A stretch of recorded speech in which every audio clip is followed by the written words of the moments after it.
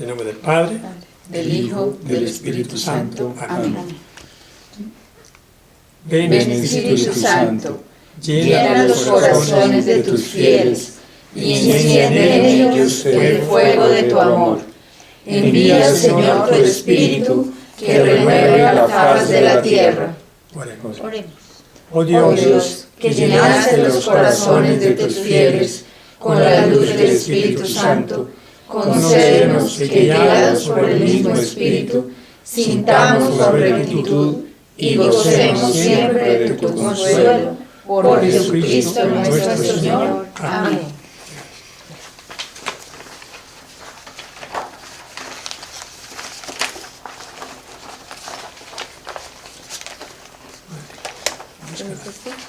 Hay poca impresión acá.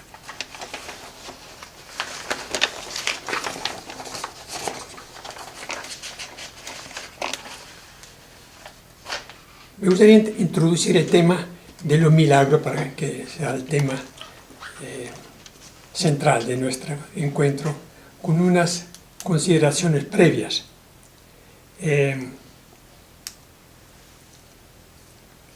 ¿Qué sentido tienen los milagros que vamos a estudiar, el milagro de Marcos y así de los demás evangelistas, para nuestra propia vida religiosa o espiritual? La pregunta es la siguiente. A ver si voy a adecuarme. Si nosotros conociéramos tan solo las enseñanzas, la doctrina de Jesús, la buena noticia del Evangelio, del reino de Dios, las parábolas, las controversias, etcétera, que tuvo con sus adversarios, y no conociéramos los milagros que realizó a lo largo de los 2 o 3 años de su vida pública, ¿cómo sería? ¿Cómo sería nuestra fe? Si nosotros prescindiéramos de los milagros de Jesús y conociéramos únicamente las enseñanzas, ¿cómo sería nuestra fe? ¿Igual? No. ¿O faltaría algo? Yo creo que es un componente. Una contundencia del amor del Padre, la misericordia en muchos necesitados, en el leproso. Aportan un elemento nuevo que es Jesús hace presente la misericordia y la bondad de Dios, Sí. con los enfermos, con los pobres, etc.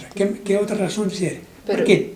Porque realmente, como eso fueron hechos que ocurrieron hace 20 siglos, de los cuales únicamente tenemos testimonios de personas que no fueron, en su mayoría, discípulos de él. ¿Qué impacto puede tener el milagro para mi crecimiento espiritual, crecimiento de mi fe, de mi amor, de mi compromiso con el proyecto de Dios? Entonces, una primera razón es que son tan contundentes los milagros porque nos demuestran la bondad, la misericordia del Señor. ¿Qué otra razón? Yo creo que es lo que lo hace voltear la mirada de primera vez en Jesús. O sea, digamos, es lo que el que no cree y empieza a conocer del milagro, es lo que hace que voltee la mirada, por lo menos para ver quién es Él. Eso. Entonces, es un Sí, como genera curiosidad. sí. Sí, como cuando hay un accidente de tránsito y por el sonido del golpe, entonces uno voltea a mirar. Entonces Ajá. el milagro es como la llamada de atención. Sí. Y también yo siento como el momento en el que Dios dice, te amo. O sea, es una forma de ver un rasgo de tanta hermosura de Dios a través de decir, estoy contigo, me duele lo que a ti te duele, siento lo que tú sientes y por esa razón te sano, te libero, lo que sea. Entonces es como también ver su forma de vivir, su amor, ¿Qué más? su Otra misericordia. cosa. Pensemos en la vida corriente. Una persona, un político, que hace su campaña electoral, él puede decir cosas muy bonitas, ¿no? Puede ser promesas, planes, proyectos, horizontes nuevos, pero si él no demuestra con los hechos, con su vida, con sus obras, un gobernante, que lo que dice se realiza, se traduce en realidades, nadie le cree. Dice, sí, claro, muy bonito lo que dice, pero bueno, ¿y qué? Del dicho al hecho. ¿No? El dicho al hecho es muy trecho, ¿no? Ajá. Entonces, Jesús inició su predicación diciendo, se acabó el tiempo, Antiguo Testamento, tiempo de las promesas de los profetas. El reino de Dios está cerca.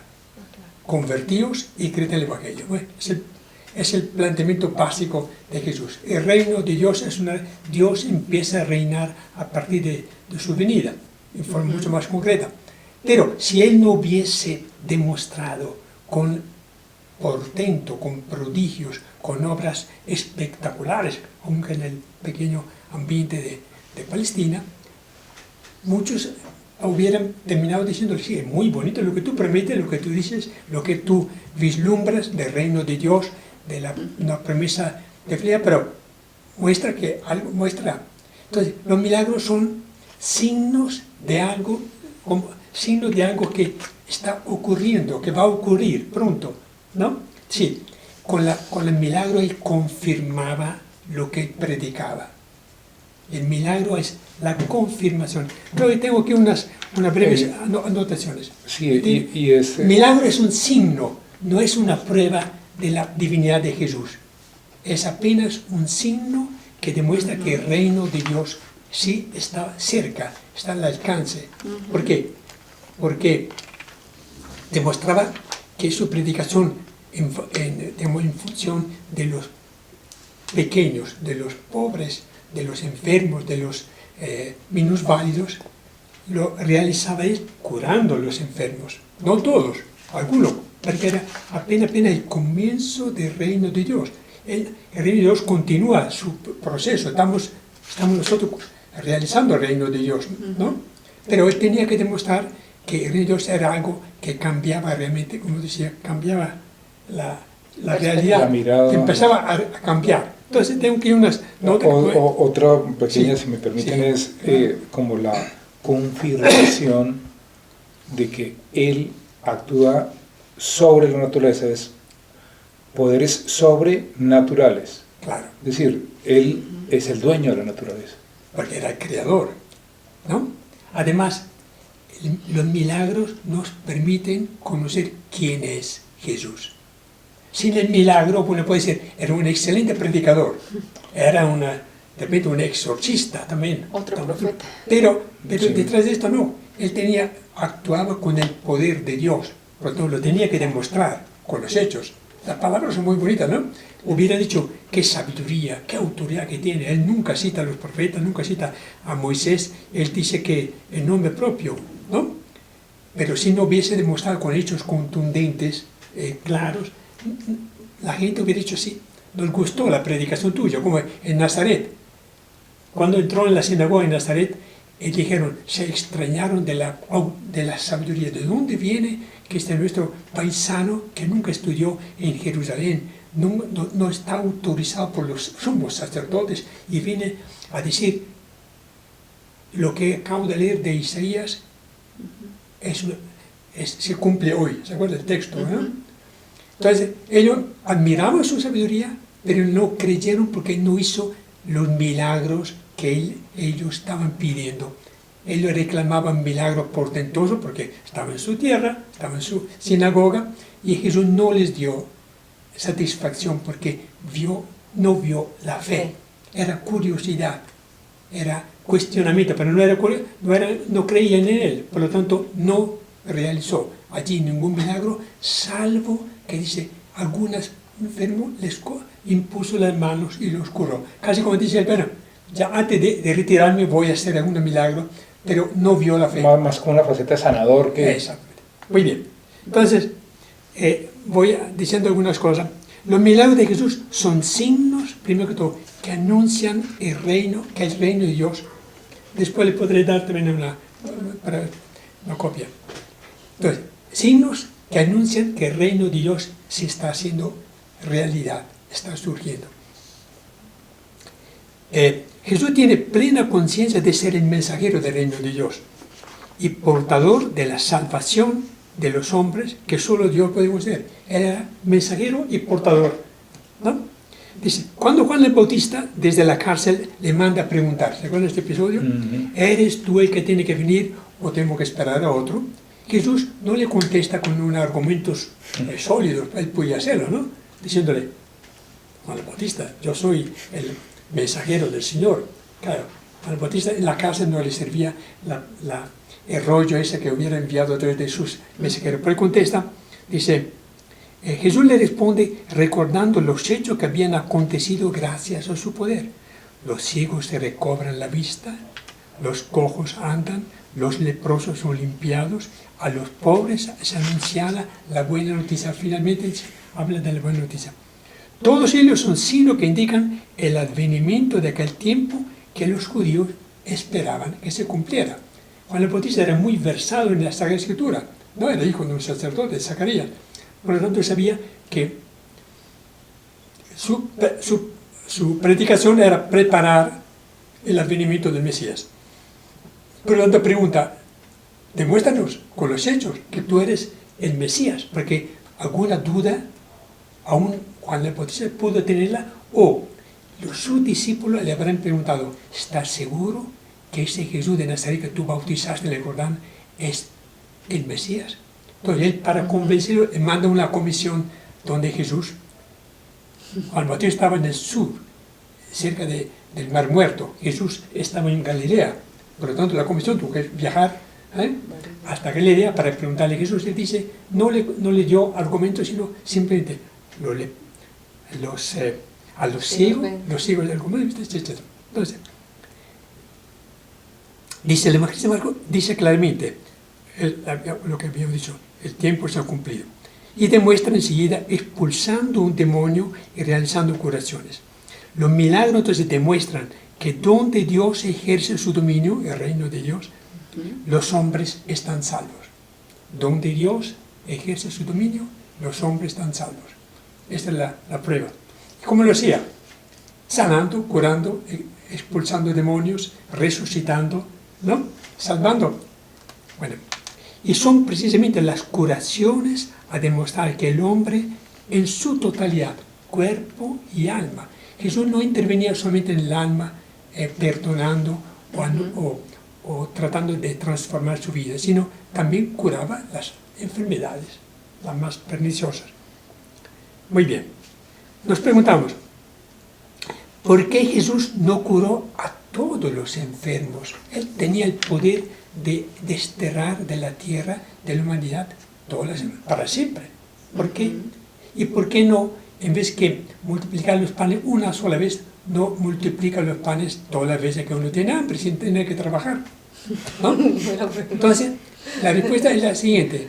El reino de Dios empezó a regir con Jesús, pero no se cumplió. El reino de Dios es un proceso, es un proyecto de vida que durará hasta el último día, cuando el Padre decidirá, se acabó, ¿no? Entonces, Jesús dio los primeros pasos de este reino de Dios, curando, consolando, resucitando, pero esto Él no quiso cambiar totalmente, porque el reino de Dios está cerca, pero nunca está completo, ¿no? Además, porque toca a nosotros nuestra parte de realizar la parte que nos corresponde del reino de Dios, haciendo que reine la justicia, la dignidad de los hombres, la bondad, la fraternidad. Jesús lo demostró claramente con todas sus actuaciones, que Él quería este mundo diferente, donde no hubiera esclavos, no hubiera quienes esclavizan a la gente. Pero toca a nosotros realizar el resto del proyecto de Jesús, porque el reino está cerca, pero nunca está del todo completo, ¿no? Entonces, esta también es una conclusión muy importante. Si yo no aporto para el advenimiento del reino de Dios en mi casa, en mi familia, en mi grupo, yo estoy fallando, estoy cojeando. Pretendo que Dios realice su reino, ¿no? No lo hizo con Jesús, mucho menos con nosotros. Bueno, pregunta, aquí ya podemos hacer esto. En segundo lugar, los milagros nos revelan quién es Jesús.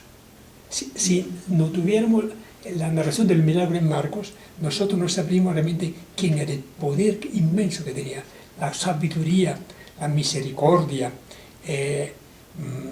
la capacidad de devolver la vida, en el caso de la resurrección de la hija de Jairo, etc. Por lo tanto, para conocer a Jesús no es suficiente conocer la doctrina, el mensaje de Él, que es estupendo, ¿no? Ningún profeta, ningún líder mundial de toda la antigüedad habló en forma tan sensata y tan completa como Jesús. Pero los milagros le agregan una dimensión importante. Jesús, además de hablar muy bien, la hacía, lo que predicaba lo ponía en práctica. Entonces, el relato de Jesús que camina sobre las aguas, por ejemplo, termina así.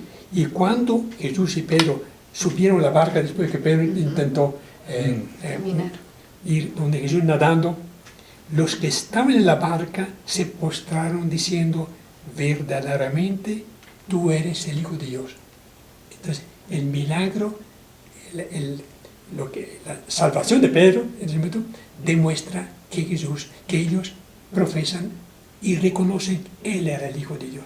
No el Mesías, el Hijo de Dios, dice Marcos. De repente, Marcos utiliza esta expresión Hijo de Dios porque los apóstoles no hablaban de Hijo de Dios. Si mucho dirían un profeta o un Mesías, mas no Hijo de Dios, que supone un conocimiento mucho más profundo, que será fruto únicamente después de la resurrección. Los apóstoles, después de Pentecostés, sí reconocían que era Hijo de Dios. Antes del Pentecostés decían que era era el Mesías. Muy bien. El enviado. Jesús bueno, hay otra cosa. Siendo los milagros de Jesús signo de la venida del reino de Dios, solo pueden entenderse a partir de la fe.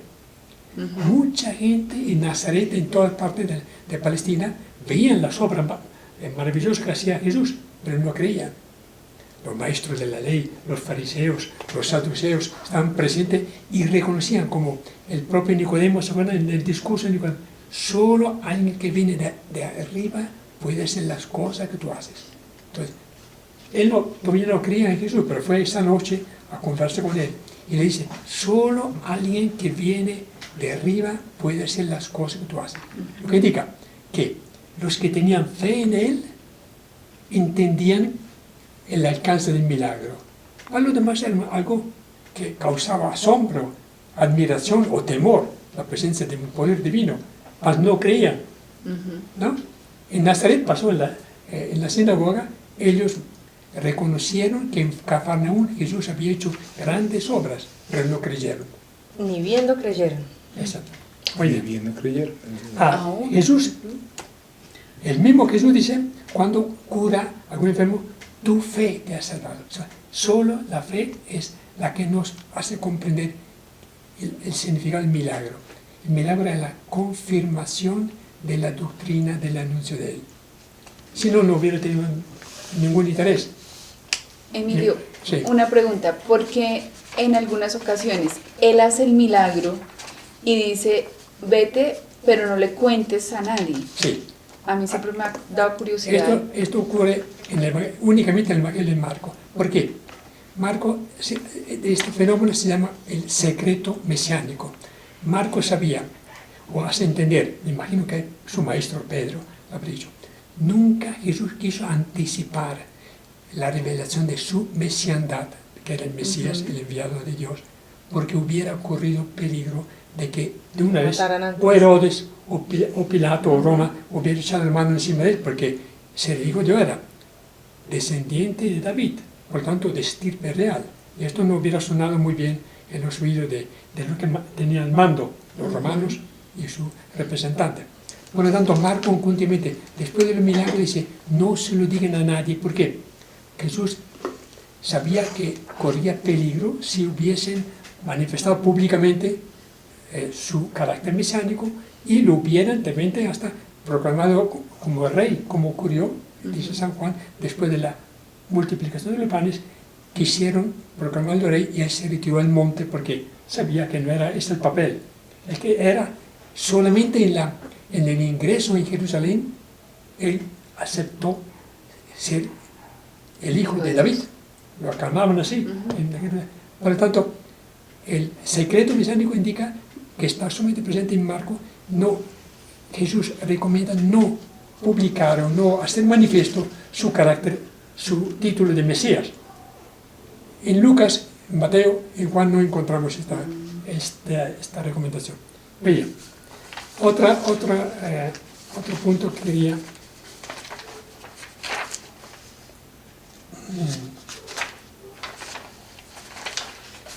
comentar, así que tengo.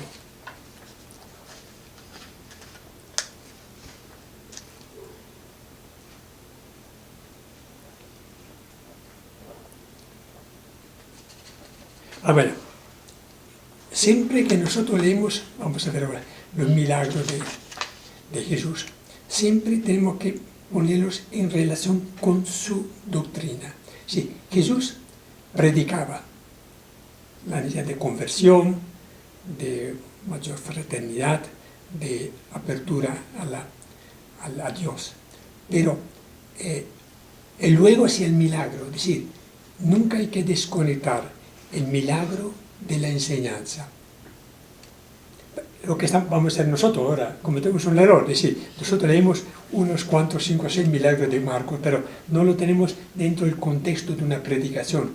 Deberíamos seguir todo el orden del Evangelio, primero la enseñanza y luego el milagro. La enseñanza y luego el milagro. Esto daría una comprensión mayor de lo que que el milagro es el signo de que el reino de Dios predicado por Jesús se está realizando. Cuando él completaba su predicación con el milagro. Pero aislado de la doctrina, el milagro no tiene sentido, porque Jesús se dio el lujo de dormirse en la barca y luego arremeter contra los vientos y las olas porque estaban haciendo zozobrar la barca. No tiene razón, pero él quería, obviamente, infundir en ellos una fe tan profunda que donde está Él está la salvación. Ellos tuvieron miedo de su Salvador porque sin tener en cuenta que el Salvador estaba. El Salvador y se durmió el Salvador, tú sabes quién es. Muy bien. Bueno, ahora sí entramos a mirar algunos milagros. Habíamos dicho cuáles, habíamos visto el milagro. Primero, La suegra. un exorcismo en la sinagoga. Jesús exorciza lo tenemos en la página 17, el primero. Jesús echa a los espíritus malos de un pobre endemoniado, ¿se acuerdan? En la sinagoga de Cafarnaúm. Luego, Jesús cura la fiebre de la suegra de Pedro, ya lo hemos visto, ¿no? Sí. Sin pronunciar ni siquiera una sola palabra, sin poner sus manos sobre la enferma, Jesús cura la fiebre de la anfitriona de la casa. Ay, no dice que le hayan puesto las manos, ¿no? No. Su poder devuelve a esa mujer la capacidad de servir a sus huéspedes. Jesús, sus discípulos, Santiago y Juan, que eran Jesús y Santiago y Juan. Él fue a la casa con estos dos apóstoles. Es el único milagro de Jesús a favor de uno de sus discípulos. No se habla en ninguna parte del Evangelio que él hubiese hecho algún milagro para favorecer a alguna de las señoras que lo acompañaban, ¿no? El único. Muy bien. Tercero, número 3. Jesús cura a muchos enfermos junto a la puerta de la casa de Pedro. Al atardecer se encontró un montón de gente que estaban esperándolo porque la fama que tenía lo llevó a buscarlo en la casa de Pedro. Y echa de alguno de ellos los espíritus malos, de alguno de ellos dice el texto, no de todos. Se manifiesta en esas curaciones y exorcismos la profunda compasión de Jesús hacia esa población abandonada a su suerte. Entonces, los milagros definitivamente son una manifestación de la bondad, de la ternura, de la compasión que Jesús tenía a esta pobre gente abandonada por todos, ¿no? Bueno, número 4. De Marco 1,40 hemos visto ya. Curación de un leproso. Le dice, si quieres, el leproso sale al encuentro de Jesús y le dice, si tú quieres, puedes sanarme. Porque sabía que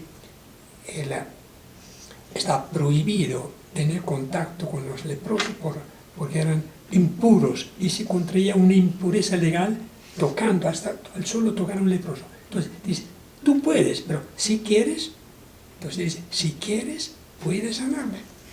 Y Jesús le contesta, sí quiero, y lo toca. el tocar adquiría una impureza, porque Jesús está muy por encima de esta prescripción de la ley, y le devuelve y lo limpia. Bueno. Luego, número 5, Jesús sana a un hombre paralítico. Está en la casa de Pedro, 4 personas le llevan a un paralítico, no encuentran la forma de entrarlo en la presencia del Señor, entonces suben al techo, lo descuelgan y ahí el Señor lo ve en su presencia, y en vez que curar su parálisis, la pierna, imagina, dice, tus pecados te quedan perdonados. Entonces, los maestros de la ley que estaban ahí presentes para fisgoneando, por supuesto, nunca están ahí para escuchar su palabra, se piensan en sus adentros, pero Jesús lee en su corazón, le dice, es más fácil perdonar los pecados o decirle a este hombre, toma tu camilla y vete a tu casa, para demostrarle que el Hijo del Hombre, por primera vez aparece este nombre, el Hijo tiene poder de perdonar los pecados. A ti te digo, toma tu camilla y vete a tu casa. Y el paralítico se levanta, coge su camilla y va. ¿Qué nos demuestra esto? ¿Qué conclusión podemos sacar de ese milagro que hemos visto ya? Pero, ¿en qué consiste el milagro? ¿En el perdón o en la curación de la parálisis? O ambos. En ambas, en la sanación. ¿Por qué? Todo sentido de la ¿Por qué? No, lo que pasa es que como en ese tiempo la enfermedad era culpa del pecado. Primero que todo, exactamente. La primera conclusión. Atribuían la enfermedad como consecuencia de un pecado. Efectivamente, Jesús dice, tus pecados te son perdonados. Entonces, él considera él era el Hijo de Dios. La causa de nuestras dolencias siempre tiene una raíz, un origen en el mal. Pecado propio, pecado de la sociedad. No siempre un niño que sufre no es culpable, pero vive en un contexto, en una sociedad que ha producido fenómenos graves como desfiguración etcétera, o abortos, etcétera. Por lo tanto, Jesús va a la raíz de la enfermedad. Primero no cura la parálisis, sino primero cura la raíz, que es el pecado. Demuestra que el pecado finalmente es el comienzo de una enfermedad. Y en muchos casos es así. Una persona que ha tenido una vida desordenada, por supuesto, contrae más fácilmente enfermedad que una persona que vive de una forma recta, decente, honesta, ¿no? Pero él lee en la conciencia de ese hombre, de ese paralítico, que tuvo una vida que causó su parálisis. Entonces, primero empieza por perdonar sus pecados, sin que el otro lo confesara. Imagino la sorpresa de ese paralítico pensando, ¿cómo es posible que adivine mi vida? Ni siquiera los 4 que lo llevaron en camilla sabían de esto, muy probablemente. Pero dice, viendo la fe de ellos, otra cosa muy importante, Jesús ve la fe de esos 4 que lo recogieron en su casa, le hablaron de Jesús que era un profeta de compasión, lo llevan, de repente él habrá dicho, ¿para qué yo no creo? Pero era tal la fama de Jesús que ellos lo llevan a la casa de Pedro y sucede lo que sabemos, ¿no? Y luego cura al paralítico. Entonces, ¿qué nos demuestra? La salvación es total. Jesús no solamente sana el cuerpo, sana también el espíritu.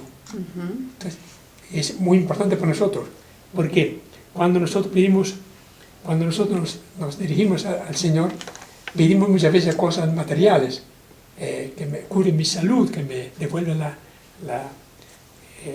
pero uno tiene que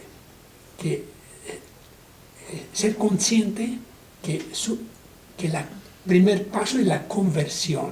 Uno tiene que convertirse para poder pedir humildemente a Dios que también le ayude a conseguir un trabajo, a solucionar un problema grave, etc.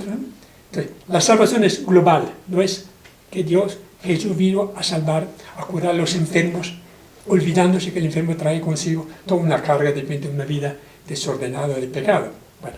Bueno, entonces pasemos al número 6. Jesús aplaca los vientos. ¿Okay? Vamos a leer el texto porque en la página 41 del documento, la página 41. Sí, página 41.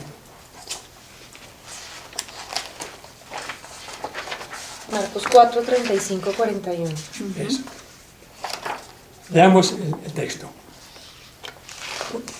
Sí. Y les dice en aquel día, llegado al atardecer, pasemos a la otra orilla. Despiden a la muchedumbre y le llevan como estaba en la barca. Y las barcas estaban junto a él. Y otras barcas estaban junto a él. Sigamos, versículo 37. En esto se levanta una gran tormenta de viento y las olas irrumpían en la barca de suerte que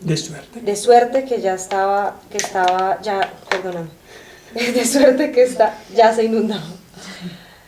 Él estaba en popa, durmiendo sobre un cabezal. Ellos le despiertan y le dicen, Maestro, ¿no te importa que perezcamos? Muy bien. Todos Entonces, asustados. Un episodio, Jesús mismo toma la iniciativa de que ellos crucen el lago, siendo la tarde de un día de repente que amenazaba tempestad. Por lo tanto, es Jesús que ordena. Ellos obedecen y se embarcan. Pero de los desfiladeros de la montaña vienen los vientos y hacen casi zozobrar, dice, la barca. Ellos le despiertan y le dicen, Maestro, ¿no te importa que perezcamos? Ahí empieza la falta de fe. Ellos, si hubiesen realmente tenido confianza, no se hubieran visto tan llenos de espanto, ¿no? No te importa. ¿Cómo si tú eres lo que tú dices, ¿no? ¿Por qué nos dejas pasar por esto? Sí, ¿por qué permites esto? Sigamos. Y cuando se despertó, increpó a la tempestad y dijo al mar, calla, enmudece. Y amainó la tormenta y sobrevino una gran bonanza. Y les dijo a ellos, ¿por qué sois tan cobardes? ¿Por qué no tenéis fe? Ellos se llenaron de gran temor y se decían unos a otros, ¿quién es este que hasta la tormenta y el mar le obedecen? Entonces, miren, el milagro les hace preguntar, ¿quién es este? Y los milagros tienen esta función, que uno se pregunte si él domina las fuerzas de la naturaleza, el viento, la olas, el mar, etc. Entonces, él es alguien que supera nuestra capacidad de imaginación. Entonces, el milagro obliga, como le decía, a poner la vista, la mirada hacia alguien que supera nuestra capacidad de imaginar, lo sitúa en un plano diferente, ¿no? Por lo tanto, empiezan a decir, no es cualquier profeta, no es cualquier taumaturgo, él es una persona que tiene un poder inmenso, porque ¿quién puede mandar a callar inmediatamente las olas y los vientos? Entonces, milagro tiene esa función. Y lo mismo pasa entre nosotros. Cuando uno oye de un milagro que es hecho por un santo, una persona que está con fama de santidad, uno dice, debe ser una persona muy especial, un amigo de Dios, un santo, decimos que es un santo, ¿no? Porque las cosas no ocurren sin más ni más, ¿no? Un médico puede hacer muchas cosas, pero ciertas curaciones como en Lourdes o en Fátima o el Padre Pío de Pietrelcina, etc. Todos esos episodios de santos, ¿no?, causan la pregunta, ¿quién es este? ¿No? Y Jesús, obviamente, la pregunta era obvia. Tan así que en otro texto dice que los que estaban en la barca se postraron delante de él y dijeron, este es el Hijo de Dios, ¿no? Muy bien, otra cosa. Es un milagro, uno de los pocos milagros, hay otro, cuando Jesús camina sobre las aguas, que Jesús tiene poder sobre la naturaleza, no solamente sobre el cuerpo y el espíritu del hombre, sino manda a los vientos, ¿no? Por tanto, tiene un poder muy superior a lo que puede tener cualquier.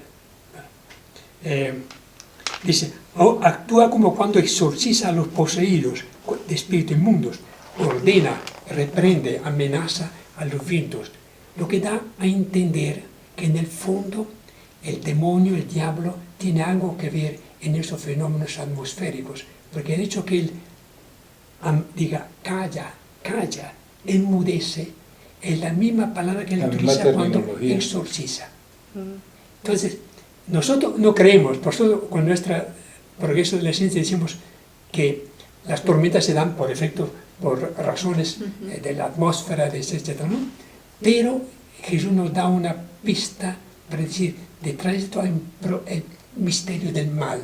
El mal está tan difundido aún en la naturaleza, porque una inundación, sí decimos que fue efecto, inundaciones, un tsunami. Uno piensa que es producto de la poco respeto que tiene uno de la tala de árboles, etc. Pero uno puede llegar a decir, detrás de esto hay alguien, no algo, alguien, que es el misterio del mal que está empoderándose, está empoderado en Satanás, puede mucho más de lo que nosotros pensamos. Atribuimos nosotros a causas naturales, pero en realidad es el problema del mal que está metido en todas partes, ¿no? Y Jesús lo enfrenta, calla, enmudece. De haber sido un viento o una ola no lo hubiera dicho, ¿no? Pero si él vio detrás de esto el demonio que quería que zozobrara la barca para hundir a Jesús, que era el Hijo de Dios, ¿no? Pues es interesante la imagen de Marco. También veo que es una pregunta para nosotros, porque nosotros en medio de la prueba cualquiera que sea, nos tambalea la fe, y yo creo que Jesús nos pregunta, ¿por qué son tan cobardes si yo siempre estaré con ustedes todos los días hasta el fin del mundo? ¿Y por qué nosotros también nos falta tanta fe, ¿no? Y actuamos como estaban en la barca, diciendo, ¿por qué no actúa si usted está dormido y no hace nada? Exactamente. Y sobrevino una gran bonanza, fue tan espectacular que el viento que podía tan fuerte y sobrevino inmediatamente. El efecto es inmediato, no es que poco a poco se fue serenando. Ellos se llenaron de gran temor. En la presencia de un milagro, los apóstoles normalmente y los demás espectadores se llenan de temor. Es un temor religioso. Cuando Dios se asoma para realizar un milagro, la primera reacción de un hombre es miedo. El miedo, pero un miedo religioso. Aquí estoy en presencia de algo que supera mi capacidad de reacción, de imaginación, ¿no? Eso pasa también nosotros, ¿no? De acuerdo. Muchas veces cuando uno ve o es espectador de cierto fenómeno, dice, aquí está la mano de Dios, que esto no es normal. O del diablo o de Dios, una de las dos cosas, ¿no? Bueno, entonces siempre aparece o hay asombro, o hay admiración, o hay temor en los espectadores de milagros. Asombro, por supuesto, porque es la resurrección, la multiplicación de los panes, etc., ¿no? O hay admiración, por supuesto, admiración siempre. Y, por supuesto, temor.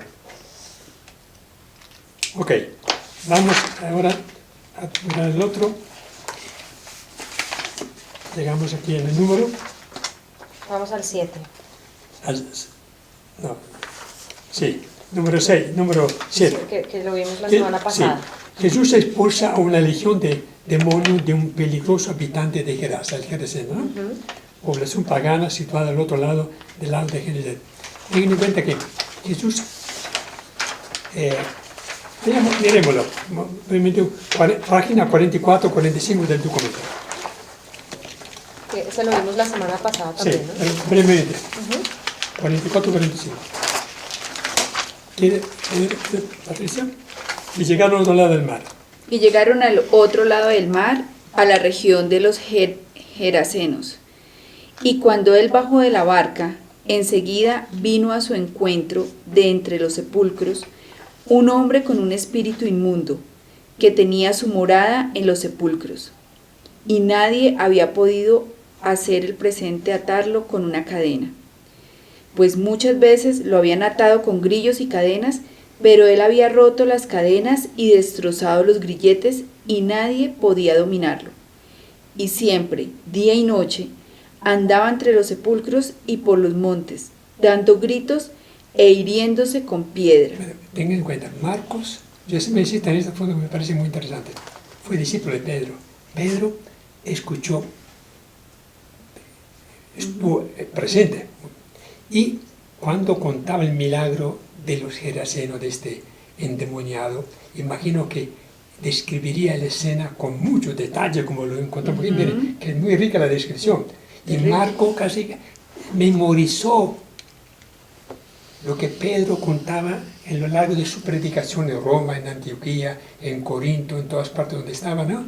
Y la riqueza de descripción de Marco nos da a entender que Marco apuntaba todo para luego predicar a él, porque él era también pastor de una comunidad, ¿no? Porque es muy interesante la forma como describe la situación de ese atormentado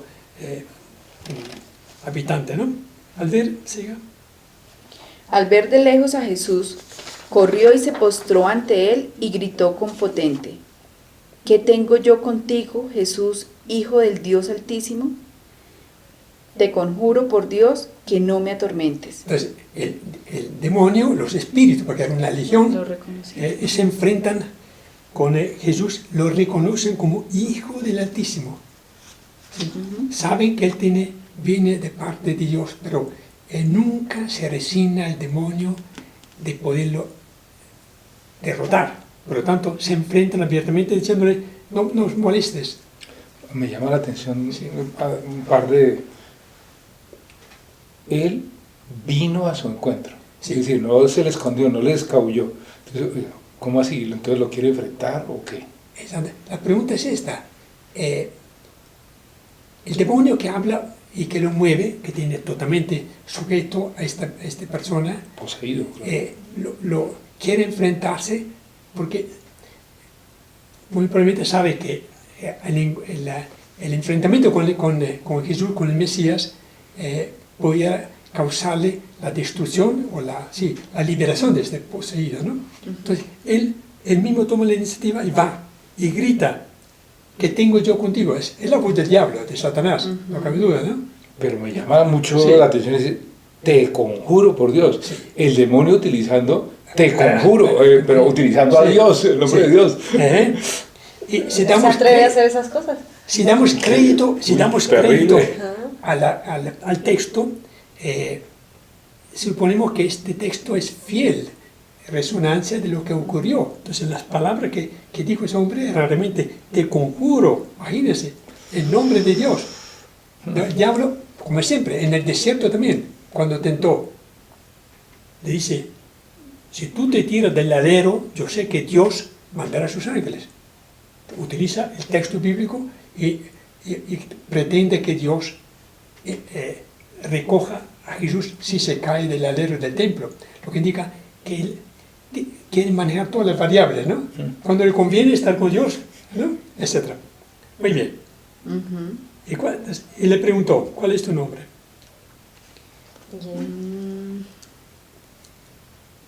Me perdí. Y él le preguntó: ¿cuál es tu nombre? Y le preguntó: ¿cuál es tu nombre? Y él le contesta: Legión es mi nombre, porque somos muchos. Y le suplicaba con insistencia que no los expulsara fuera de la región. Esa región, que era una región pagana. Gerasa era una población al otro lado del lago de Genesaret, estaba poblado por paganos, no era, por tanto, no dice que fuera un creyente en Yahvé.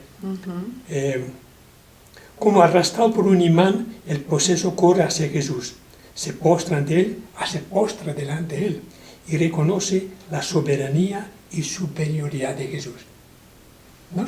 Dice: él ordena inmediatamente al espíritu inmundo que se había instalado en ese hombre que salga de él, que lo deje en paz. Entonces el demonio forcejea un instante y llama a Jesús Hijo del Dios Altísimo. Entonces, si nosotros creemos que Satanás fue uno de los espíritus ángeles rebeldes, él tiene conocimiento de Dios porque estuvo en proximidad de Dios como ángel, ¿no? Entonces lo dice Hijo del Dios, identifica a Jesús claramente como Hijo de Dios Altísimo, ¿no? Y le conjura por el mismo Dios que no lo obligue a salir de aquel hombre y de aquella región en que ejercía su influencia maligna. porque era tierra de paganos, tierra de gentiles, era mucho más sujeta su a la territorio. influencia del demonio que la tierra de Israel. Dice, el conocer el nombre, cuando Jesús le pregunta, ¿cómo te llamas? Dice, el conocer el nombre de alguien en la Biblia equivalía a adquirir algún poder sobre él. Jesús entonces le obliga a decir su nombre, a quitarse la máscara, a someterse a su suerte. El demonio se identifica como legión, dando a entender que el número, en Roma, una legión era compuesta por 6.000 soldados. Entonces, 6.000 demonios. Pobre hombre. Lo que diga el poderío que tiene Satanás para desplegar una fuerza, para tentar y para apoderarse del reino, de su reino, contrario al reino de Dios. Muy bien, continuamos en versículo 11. Había allí una gran piara de puercos que pacía en el monte, y le pidieron, envíanos a los puercos para que entremos en ellos. Y se lo permitió. Entonces los espíritus inmundos, expulsados, penetraron en los cerdos. Y la piara, unos 2.000, se arrojaron al mar desde lo alto del precipicio y se fueron ahogando en el mar. Y sus porqueros huyeron y lo contaron por la ciudad y por las aldeas. Y vino la gente para ver qué había sucedido. Entonces, Jesús no satisface el pedido del poseído, porque lo libera, efectivamente, lo saca de ese hombre y ellos se ven obligados a tirarse al agua, a las aguas, ¿no? Finalmente lo expulsa, pero Sí. digamos, No lo deja suelto. sí, no lo deja, que Sí. en la región sí, en Sí, esa región sí, quedó. Pues, pero se apoderan de los cerdos, que eran los demás impuros para los judíos, y los cerdos, por supuesto, con el poderío que tienen, ¿no? Se tiran al mar. Entonces, bueno, Jesús a cierto punto satisface o no satisface el pedido del poseído. Bueno, llegan donde Jesús. Llegan Los los porqueros, porqueros, donde Jesús, y ven al endemoniado, el que había tenido la legión, sentado, vestido y en su sano juicio. Y se llenaron de temor. Es siempre el temor. La presencia del poder de Dios causa temor. Los que lo habían visto, el exorcismo, les contaron lo ocurrido al endemoniado y lo de los puercos. Entonces empezaron a rogarle que se alejara de su región. Preferían quedarse con los puercos y no con Jesús. Y ya ni los puercos porque se habían Eso olvidado. pasa muchas veces que también en nuestra vida, ¿no? Los intereses sucios de ciertas personas son preferibles a la presencia del Espíritu de Dios, ¿no? Y preferimos negociar, que se vaya Jesús, pero que nos quedamos con los Los negocios. puercos.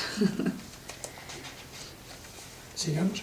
Y al subir a la barca, el que había estado endemoniado le pedía que quería ir con él, pero no se lo permitió, sino que le dice, vete a tu casa, a los tuyos, y anúnciales cuánto de grande ha obrado en ti el Señor y qué misericordia ha demostrado contigo. Es dos cosas, un milagro. Cuán grandes cosas hace el Señor y cuánta misericordia ha demostrado. Aquí está, prende la explicación. Milagro es un signo del poder divino de Jesús y a la vez de la misericordia y bondad, la ternura del Padre con una persona. Con eso ya configuramos un poco los milagros. Él se fue y comenzó a proclamar por la Decápolis cuánto de grande había obrado en él Jesús, y todos quedaron llenos de admiración. Conclusión, cuando uno es beneficiario de un milagro, de un favor, tiene que ir a predicarlo, no quedarse con el beneficio diciéndole yo soy afortunado, pero por lo tanto uno tiene que dar testimonio, Dios ha sido grande conmigo, por lo tanto yo voy a proclamarlo con mis obras, con mi vida y con mis palabras. Entonces, es lo que hace este hombre. Mire la diferencia abismal. Un hombre que nadie podía detener, ¿no? Y que rompía todas las cadenas y grilletes, que se convierte en predicador. Como en Pablo, ¿no? De un momento a de otro. perseguidor pasa a ser apóstol por excelencia. Muy bien. ¿Qué vemos? ¿Qué destacamos de aquí? primero el poderío que ejerce Satanás sobre el mundo pagano. También sobre los bautizados. Él tiene igual poder, pero el bautizado tiene la presencia del Espíritu Santo que lo defiende, ¿no? Salvo que vaya renunciando a las poderes, ¿no? Pero el poder del demonio sobre el mundo, es muy grande. Lo demuestra claramente aquí que tanto poder había, tan así que ocupar una persona 600 o 6.000 demonios, ¿no? Es una figura de repente muy... Bueno. Pasemos al número 8. En la página 48. 48, la siguiente. Jesús cura a una mujer que sufría desde hace 12 años de pérdida de sangre, la hemorroides. ¿Bueno? Ese episodio. Bastó que ella tocara el manto de Jesús para experimentar inmediatamente la curación. Jesús siente que una fuerza salió de su humanidad y pregunta quién tocó el borde de su manto, demostrando el pleno dominio de sus acciones. No fue un acto mágico que ella tocó y ahí se sintió libre, sino que Jesús siente que alguien se apoderó. Digamos brevemente. Primero, página 22. Si quieren ver. El versículo 22. La página 48, 22. 48. 48. Página 48. Leemos la primera. Y llega uno de los jefes de la sinagoga llamado Jairo, y cuando lo ve, se prosterna a sus pies. Era un jefe de la sinagoga, perdón, no era discípulo. Tenía un cargo, una categoría, sin embargo se postra a sus pies. Por supuesto, pedía una gracia muy importante, ¿verdad? ¿Y le suplica? Y le suplica con insistencia: mi hija pequeña está a punto de morir. Ven por tus manos sobre ella para que se salve y continúe viviendo. Y se fue con él. Y le seguía una gran multitud y le oprimían. Entonces, mire qué lenguaje tan sobrio que utiliza Marcos, ¿no? Primero, mi hija pequeña indica ya el cariño, el amor que tenía por su hija, ¿no? Se nota en mi hija pequeña está a punto de morir. Entonces, el dolor de un padre que ve que está perdiendo de repente la hija única, no lo dice, pero tenía 12 años, lo descubriremos, ¿no? Le pide, ven, pon tus manos sobre ella. Se ve que había visto otros milagros de Jesús. Pon tus manos, sabía que la mano de Jesús producía sanación, salvación. Para que oigan bien la palabra, para que se salve, no para que se cure, se salve. La palabra salvación tiene en Marcos siempre una connotación de salvación espiritual, que se salve para siempre, se salve. Y continúe viviendo. Y se fue con él. ¿Se acuerdan cuando el otro, un centurión romano, le pidió que fuera a su casa para sanar un servidor de él, no era un hijo? Y Jesús quiso ir, pero le mandó una comisión diciéndole, yo no soy digno que tú entres en mi casa. En cambio, tratándose de un jefe de la sinagoga, Jesús estaba prohibido entrar a la casa de un pagano. Mas sí, en el caso del jefe de la sinagoga era una casa donde podía Jesús. Bueno, sigamos. Y había una mujer. Y había una mujer que padecía flujos de sangre desde hace 12 años y que había sufrido mucho de parte de muchos médicos y había gastado toda su fortuna sin provecho alguno, antes bien yendo a peor. Muy bien, aquí hay una anotación simpática. Los estudiosos dicen, el evangelista Lucas trae este mismo episodio, pero como Lucas era médico, omite esta palabra de que había gastado su fortuna con médicos, sin provecho alguno. ¿De cuánto le había pagado No le convenía, tanto Lucas había sido médico. Marcos se cambia muy directo. Él niega.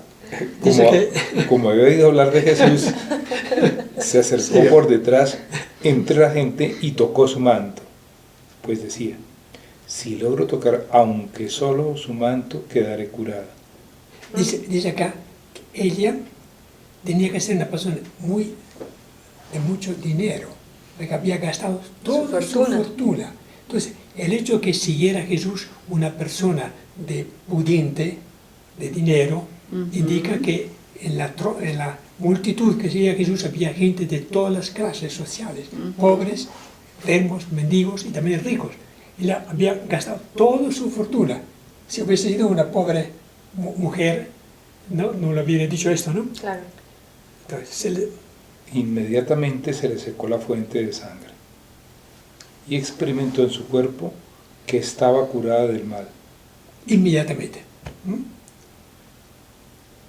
Jesús, dándose cuenta que una fuerza había salido de él, y se volvió a la gente y le preguntó: ¿quién me ha tocado?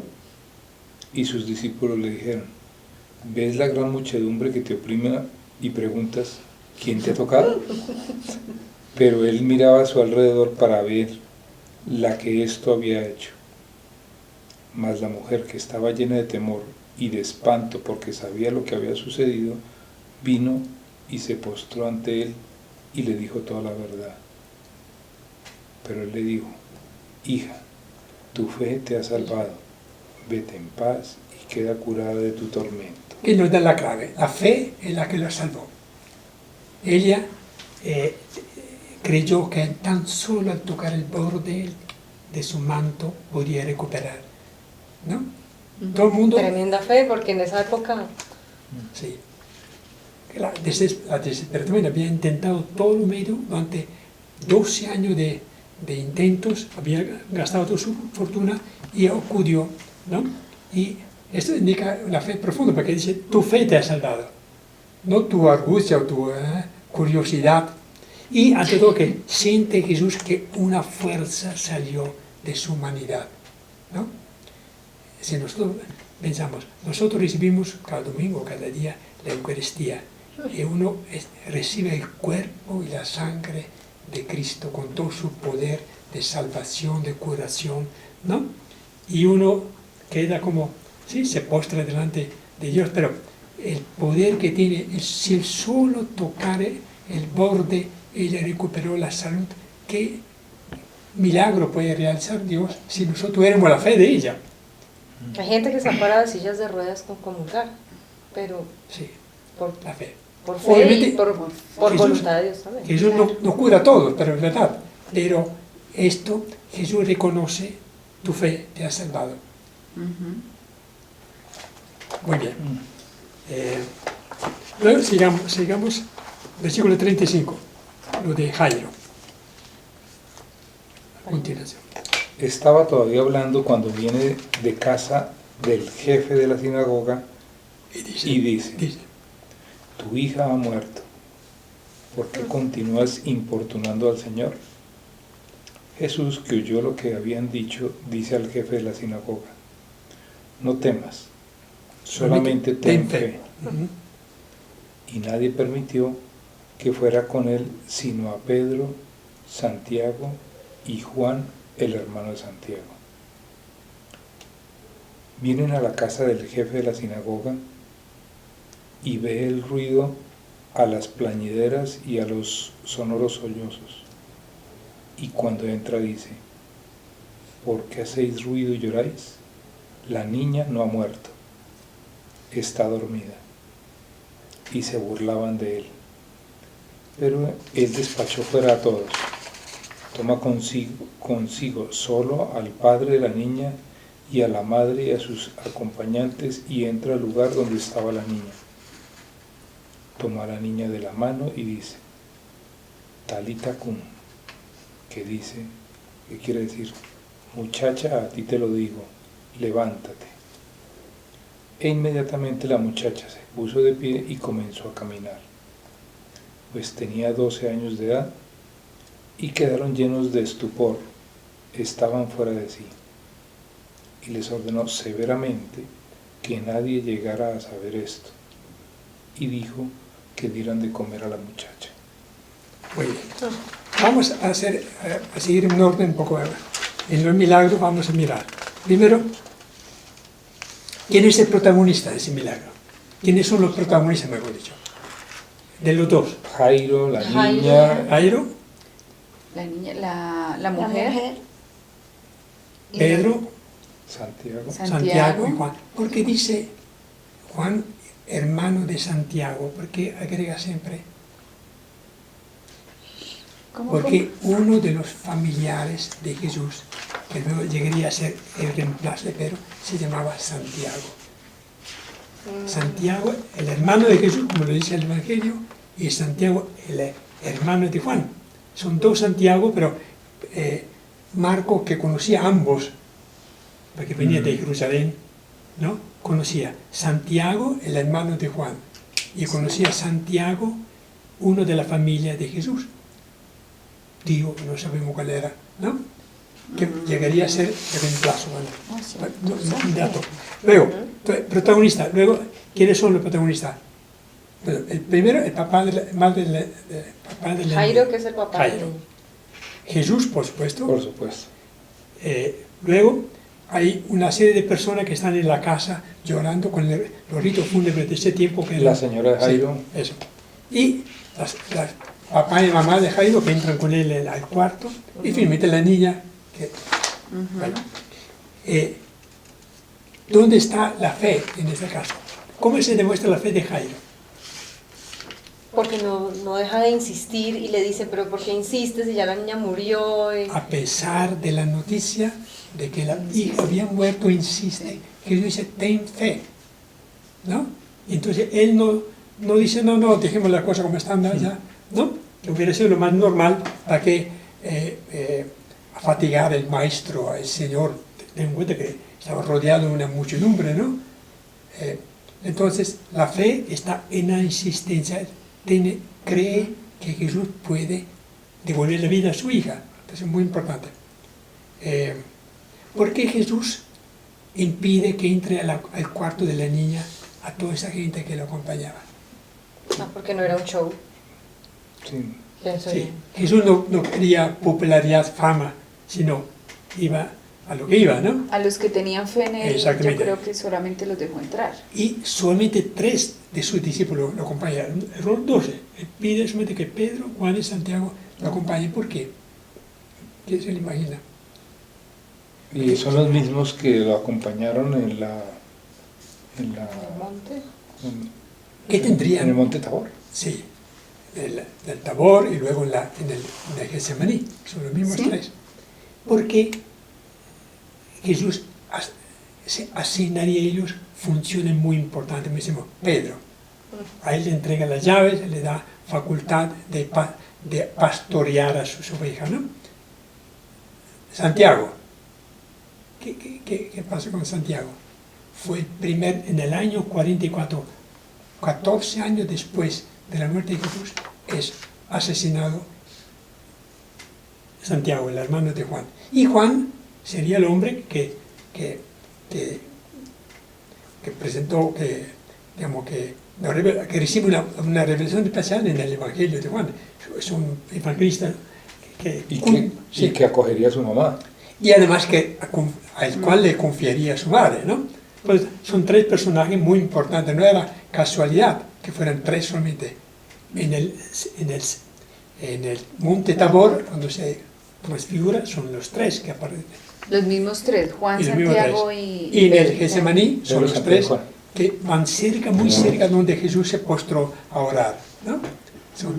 Tanto para recordar un poco el papel de estos 3. ¿Qué otra? ¿Cuál es la reacción de los testigos ante el milagro de la resurrección de la niña? Llenos de estupor, Llenos de llenos de Estaban estupor, fuera de sí, no fuera de sí. anonadados.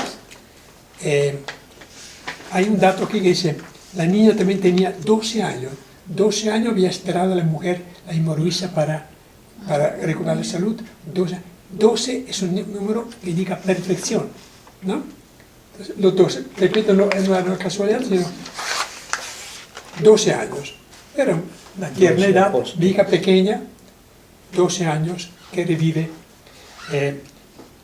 El hecho de que Marcos mencione la palabra talita cum indica que Pedro que estuvo presente. Repite, exactamente. cuando predicaba Pedro, imagino que repetía con claro. detalles. Divino. La ventaja de nosotros que leemos, nos beneficiamos de la descripción tan viva que tiene Marco, porque imaginamos que esto Pedro lo utilizaría con mucha frecuencia para indicar el poder de resurrección, porque fue la primera milagro devolviendo la vida a una niña que había muerto hace horas, ¿no? Muy bien. Otra cosa, ¿por qué rechaza a las señoras que están? Jesús no quiere seguidores borrego, dice acá en la página 50, sino seguidores que confíen ciegamente en Él y se identifiquen como tales. Bueno, pasemos al otro, el número 10. Número 10. Jesús en la sinagoga de Nazaret es rechazado por sus propios paisanos que pretenden que obre algún milagro en su propia tierra. Jesús se niega a hacerlo viendo su falta de fe. Lo hemos visto al comienzo, pero no vamos a repetirlo. Número 11, de la página 64. Como nos hemos propuesto no mirar otros textos de Marcos, sino milagros, vamos con esa grano. 64.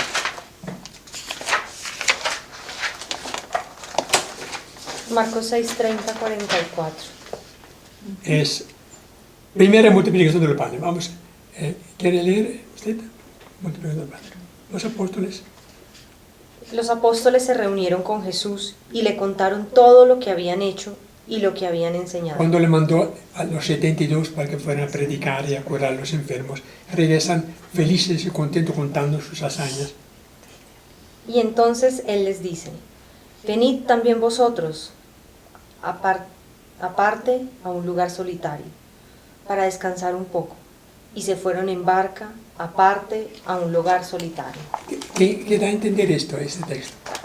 Jesús ve a los 72 discípulos que llegan sudorosos, cansados, felices algunos, y otros un poco menos, porque algunos habrán logrado expulsar demonios, otros curar a un enfermo, otros depende por su capacidad de predicación. Entonces regresan cansados y no era un día, de repente habían pasado una semana o 2 semanas que los mandó, regresan donde Él.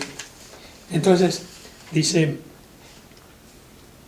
vosotros venid también vosotros aparte a un lugar solitario. Entonces los invita a que descansen en un lugar solitario. Entonces, la comprensión de Jesús, que no solamente exigía resultados concretos, como hace un buen jefe, ¿no?, sino que también piensa que tienen necesidad de descansar.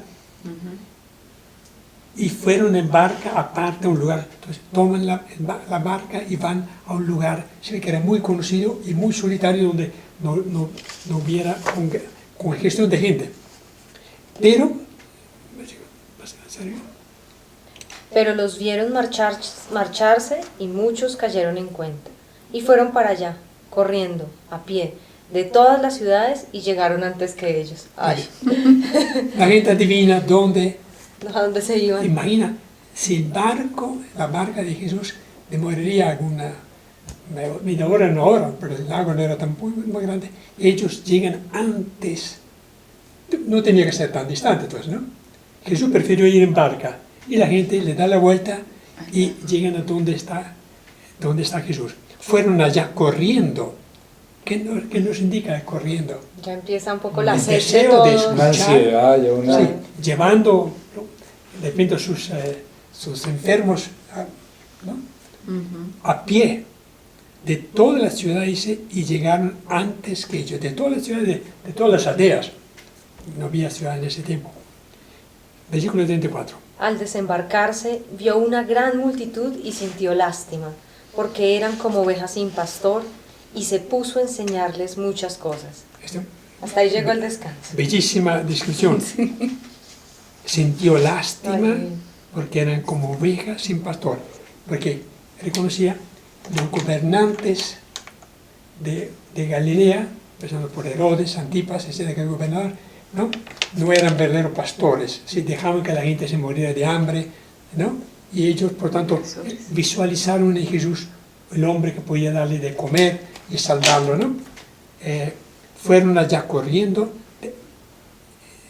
porque sintió lástima. ¿No? Ok, perfecto. Dice acá, vale la pena que leamos la imagen de una multitud que se encuentra en un desierto despoblado y que no tiene de qué comer, nos recuerda al pueblo de Israel en el desierto de Sinaí. Marcos agrega, porque eran como ovejas sin pastor. Es una acusación contra los pastores, Herodes, etc. Jesús acoge a la gente y les enseña muchas cosas. Entonces Jesús, en vez que reunirse con los apóstoles, los 72, para escuchar sus cuentos, ¿no? de la actividad que habían desarrollado, primero se reúne con la gente, porque reconoce que vienen cansados, corriendo a pie desde muchas ciudades. Y le enseña muchas cosas, pero Marcos nunca dice lo que Jesús predica. Siempre se limita a decir, les enseña que su doctrina era llena de sabiduría. ¿Qué les enseñaría? Les recordaría el texto del Éxodo, donde Yahvé escuchó la oración de Moisés y sació el hambre de Israel con el maná, que hizo brotar agua de la roca, que calmó la sed y les mandó nubes de codornices para que pudieran comer la carne. Les hablaría del profeta Elías, que sació el hambre de la viuda de Sarepta. Ciertamente habló de su Padre, que alimenta a las aves del cielo y viste las flores del campo, invitándolos a confiar en su providencia. Suponemos nosotros que la predicación de Jesús era muy, muy al alcance y muy asequible a la capacidad de entendimiento de esa gente, ¿no? Hablaría de su Padre que nunca deja morir. Vale. Dios había prometido para los últimos tiempos comida abundante y gratuita para su pueblo. Jesús cumple plenamente esta promesa. Marco dice que sintió lástima de la gente. En esa actitud de compasión sincera, de misericordia, Jesús manifiesta la inclinación de Dios hacia los hombres. Marco no menciona aquí a los apóstoles. Sí, lo menciona, porque después dice que ellos mismos ayudaron a repartir los panes. Bueno, sigamos. ¿Cómo hacía tarde? Jorge. Sí. Como se hacía tarde, los discípulos fueron a decirle, el lugar está despoblado y la hora es avanzada. Despídelos para que vayan a los campos y las aldeas del contorno a comprar de qué comer. Pues la mentalidad es la vida práctica, ¿no? Ellos dicen, estamos retirados de las ciudades. Un montón de hombres, mujeres y niños, de ancianos y enfermos, está muy tarde, donde ¿Qué hacemos? despídelos para que alcancen a regresar a su tierra. Entonces, una mentalidad muy práctica, muy pragmática, ¿no? Pretenden aconsejar a Jesús a solucionar problemas despidiendo a la gente, como haría cualquier persona cuando ve que no hay forma de poder alimentar una muchedumbre, ¿no? 5.000 y medio. Sí. Él les respondió, dadles vosotros de comer. Esta es la palabra, dale vosotros de comer. Y esto para nosotros, mire, ante el fenómeno del hambre mundial, donde hay millones de personas, realmente creo que hay un 60-70% de la población mundial que está aguantando hambre o vive en la pobreza. Jesús pretende darles vosotros de comer. Me parece un chiste, ¿no? Me parece una exigencia absolutamente fuera del lugar. Replicaron. ¿Tenemos que ir a comprar 200 denarios de pan para darles de comer? Les contestó, ¿cuántos panes tenéis? Lo averiguaron y le dijeron, 5 panes y 2 peces. Es casi un chiste. Entonces, imagino que echaron la mano en el bolsillo, si tenían bolsillos, y calcularon 200 denarios, era mucho dinero en ese tiempo. Calcularon que la gente era tan numerosa que 200 denarios era... ¿Un denario era lo que se ganaba en un día de sueldo o que era...? No, un mes. Un mes. Sí, por lo tanto era 200 denarios. 200 Dijeron, meses de sueldo. no tenemos nada. Entonces Jesús que dice, ¿cuántos panes tenéis? ¿Qué tienes para dar? Sí. lo poquito de cada uno puede convertirse en una respuesta para tanta gente. Si cada uno pone lo poquito que tiene, los 2 panecillos, ¿no? Jesús los desafía diciéndole, dadle vosotros de comer. Yo les he llamado para que seáis pescadores de hombres, pastores de rebaño, misioneros de la buena noticia del reino de Dios. Apacentad el rebaño que Dios os ha confiado, dice San Pedro. La reacción de los apóstoles no es una contrapregunta osada, sino una muestra de su falta de comprensión. Los 200 denarios, un denario era la paga de un día de trabajo, superaban ampliamente el dinero que había en la bolsa del viaje de los apóstoles. Imagino que Judas, que era el tesorero, le dice San Pedro que era un ladrón y además manejaba la plata. Jesús no les pregunta cuánta plata tiene, sino cuántos panes tiene. Le contestan 5 panes y 2 peces. En ese tiempo los panes de trigo o de cebada eran el alimento principal de la comida judía. El pan de cebada era la comida de los pobres. Los pescados asados era el complemento de la gente que vivía a orilla del lago. Nota, Jesús no subestima lo poco, lo escaso y lo apenas indispensable que poseemos. El que todo lo creó de la nada recibe con alegría nuestros 5 panes y 2 peces. Es una enseñanza muy práctica. Sí. Aunque sea poco lo que tenemos que aportarlo para resolver problemas siempre cada vez más grandes, ¿no? Pero Él pide que cada uno ponga lo poquito que tenemos. Pongo lo poco, que Él pone lo mucho. Sí, la mejor forma de multiplicar el pan es compartirlo con los que no tienen. Sigamos. Se sentaron en filas de 100 y 50. Tomó los 5 panes y los 2 peces. Alzó la vista al cielo, bendijo y partió los panes y se los fue dando a los discípulos para que los sirvieran. Repartió los peces entre todos. Lo hace sentir, dice, los hace sentar en el suelo, en el pasto. Hay un salmo, el salmo del buen pastor. En verdes pastos me hace recostar. ¿Se acuerdan? Sí. Verdes praderas, sí. Luego, como buen padre de familia, levantó los ojos al cielo, recitó la oración de bendición al Padre, partió los panes, se los fue dando a los discípulos para que los repartieran, y lo mismo hizo con los peces. La oración de apertura de comida judía comenzaba con la palabra, bendito seas tú, Yahvé, nuestro Dios, Rey del mundo, y seguía distinta según la clase de alimento que se tuviera en testante, ¿no? Entonces, en la última escena Jesús repitió prácticamente la misma palabra. Levantó los ojos al cielo, bendijo los panes, se los dio, ¿no? Sí. No hizo nada fuera del lugar, fuera del común en la última escena, porque repite lo que acostumbraba a ser un padre de familia cuando iniciaba la comida. ¿Comieron todos? Comieron todos y quedaron saciados. Recogieron las sobras de los panes y los peces y llenaron 12 canastos. Los que comieron eran 5.000 hombres. No sabemos si realmente el cálculo de 5.000 hombres va a ser un ojímetro, ¿no? Un montón, demasiada gente para alimentar con 5 panes. En los 12 canastos de sobrantes queda patente el milagro perfecto. 12, otra vez. 12 años tenía la niña, 12 años que la señora había gastado toda su fortuna, 12 canastos, 12 apóstoles, 12 tribus de Israel. Siempre se repite el 12 número simbólico. Dice, porque lo que sobra es muy superior a los 5 panes y 2 peces. Jesús pues, fue un milagro patente, ¿no? 5 panes, 12 canastos, además sobran otros 2. Jesús es el nuevo Mesías, el nuevo Elías, que reúne al pueblo, lo organiza en comunidades, ¿no? Jesús es el nuevo pastor anunciado por Ezequiel, que se compadece de su pueblo, que es capaz de reunir las ovejas dispersas y conducirlas hacia los pastos tranquilos. Salmo 23. Jesús enseña a los apóstoles a no subestimar lo poco que hay. ¿Cuántos panes tenéis? Id a ver. Después de haberlos seleccionado, le dicen 5 panes y 2 peces.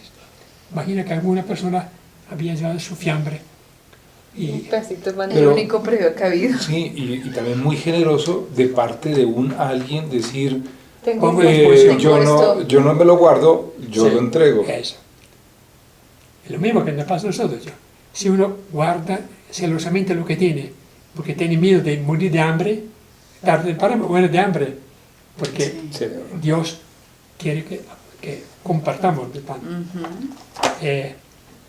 Ok, la multiplicación de los panes es una acción profética, porque efectivamente en la Eucaristía se multiplica el cuerpo de Cristo, la humanidad de Cristo gloriosa, se multiplica cada vez que se celebra. Los tres evangelistas sinópticos se recalcan la forma como Jesús realiza el milagro, levantando los ojos al cielo, pronunció la bendición propia del judío, partió los panes, se los iba dando a sus discípulos. Está la profecía de la Eucaristía. Prefiguración es el término. Prefiguración, lo puedo decir así. Son los mismos gestos y palabras que Jesús utiliza en la última cena cuando instituye la Eucaristía y cómo se hace reconocer por los discípulos de Maús. Parte el pan y ellos lo reconocen que era el gesto propio de Jesús cuando se reunía a comer con ellos. Busca de respuesta. También los cristianos de la primera comunidad de Asia y de Roma estaban conformadas en su mayoría por gente pobre. Marcos escribe el Evangelio de Roma para una comunidad pobre, donde eran esclavos, eran personas muy hambrientas o muy necesitadas. Los unos y los otros se preguntarían cómo aprender de Jesús a manejar esa problemática, donde hay tanta gente y poco dinero. Cómo aliviar el hambre espiritual y el hambre física que acosaba a la mayoría de ellos. La primera enseñanza, Jesús nos enseña a tener compasión de la gente que sufre de toda clase de hambre. Sabía que llegaban cansados, de a pie, corriendo para alcanzar la predicación de Jesús. Entonces Jesús tiene en cuenta esto. Hambre de dignidad humana, de libertad de toda servidumbre, hambre de pan con dignidad, hambre de respeto y de cariño. Hay mucha clase de hambre, ¿no? Muchas veces el hambre de respeto y de cariño es mucho más urgente que el hambre del estómago. Jesús primero predica la buena noticia del reino de Dios. En vez que organizar de una vez la repartición, la multiplicación de los panes, primero reparte el pan de la palabra. Como en la Eucaristía. Sí, Claro. teniendo en cuenta que eran gente que venían cansada de recorrer toda esta zona, ¿no? Pero primero la palabra de Dios. Luego le da de comer. Primero el pan de la palabra y luego el pan material. Jesús nos enseña a compartir los 5 panes y los 2 peces de nuestros limitados recursos. El secreto está en compartir primero lo que se tiene, lo poco que se tiene. Aunque solo sea una mirada, una sonrisa, una limosna, una palabra de esperanza. Muy importante. Jesús es el verdadero pan que nutre nuestra vida. Es la palabra que salió de la boca del Padre, que guía, sostiene, ilumina y nutre nuestra vida de fe. Los pobres los tendréis siempre con vosotros, dice Jesús en una última cena que tuvo en la casa de Lázaro. Dice, no se nos pide que resolvamos el gravísimo problema de la pobreza que está más allá de nuestras posibilidades. Jesús nos enseña a predicar a los pobres la buena noticia de la esperanza en la generosidad de la providencia de Dios. Si Dios da comida a las aves del cielo y nutre, ¿no? Pues con mayor razón dará de comer. Jesús nos enseña a poner algo de lo nuestro, no de lo que nos sobra, sino de lo que nos cuesta para socorrer el hambre de los que no tienen nada.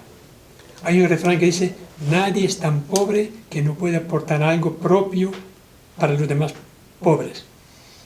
Ni nadie es tan rico que no necesite de algo que podamos aportarle. Está buenísimo. Muy bien. Vamos entonces ahora...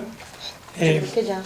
¿Ya? Creo que acabamos. Bueno, se me olvidó, lo hacemos la próxima vez, leer un texto bellísimo de José Antonio Pagola, Curador de la Vida. Lo vamos a iniciar la próxima reunión con esto porque indica en palabras mucho más acertadas el papel de Jesús con la pobrecía de ese tiempo, ¿no? Y con los enfermos. curador de la vida, resucitando, etc. Creo que después terminamos de leer los Marcos. Es bonito ¿Te acuerdas este. que tengo?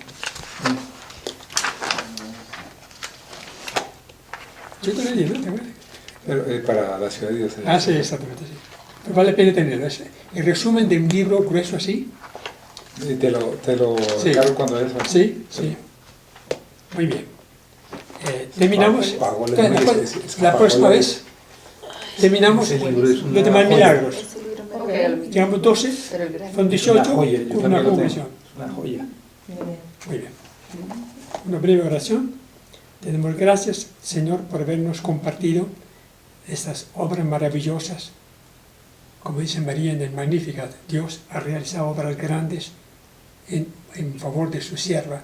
También nosotros damos gracias porque aprendemos de la misericordia, de la compasión, de la ternura, del poder de Dios para con nosotros, para con nuestra pequeña comunidad. Te lo pedimos por Cristo nuestro Señor.